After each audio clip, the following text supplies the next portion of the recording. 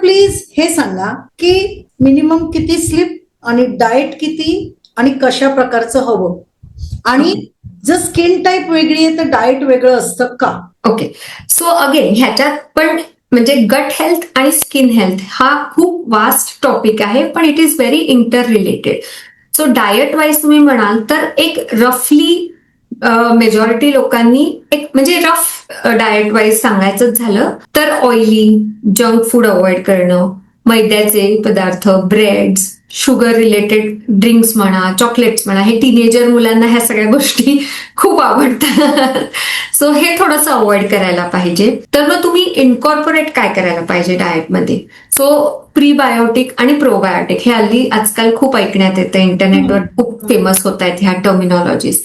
त्याच्यात तुम्ही सगळ्यात सिम्पल घरात अवेलेबल दही आहे प्रोबायोटिक, जे आपल्या गुड बॅक्टेरियाज ना, कारण हे सगळं जंक ना आपल्या जे आपल्या गटमध्ये गुड आणि बॅड दोन्ही बॅक्टेरियाज असतात. सो जंकमुळे बॅड बॅक्टेरियाज खुश होणार आहेत आणि they are going to destroy the good bacterias जे आपल्याला हवे आहेत. सो आपल्याला उलटं करायचंय. सो आपल्याला गुड बॅक्टेरियाजला इन्क्रीज करून बॅड बॅक्टेरियाजवर मात करायची आहे. सो गुड बॅक्टेरियाज कशात मिळणार? तर सिम्पल प्रोबायोटिक्स म्हणजे दही आहे, होल ग्रेन्स म्हणजे इन्स्टेड ऑफ मैदा तुम्ही गहू ऑप्ट करू शकता, पोळी, ज्यांना ग्लुटेनची अलर्जी वगैरे आहे तर ते भाकरी वगैरे असे मिलेट्स यूज करू शकतात.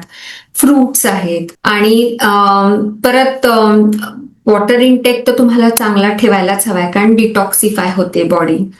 प्लस स्लीप म्हणाल तर मी म्हणेन 10 ते 5 एवढं 6 ते 7 तास तरी कमीत कमी झोपायला हवंय, कारण झोपेत आपली बॉडी स्वतःला रिपेअर करत असते. सो तुम्ही जेही जेवला आहात ते तर झालंच, स्किनला जे काही लावणार आहात सिरम्स म्हणा, नाईट क्रीम्स म्हणा, तेही अब्झॉर्ब होऊन त्याच्यावर पण रिपेअर वर्क चालू होणार आहे.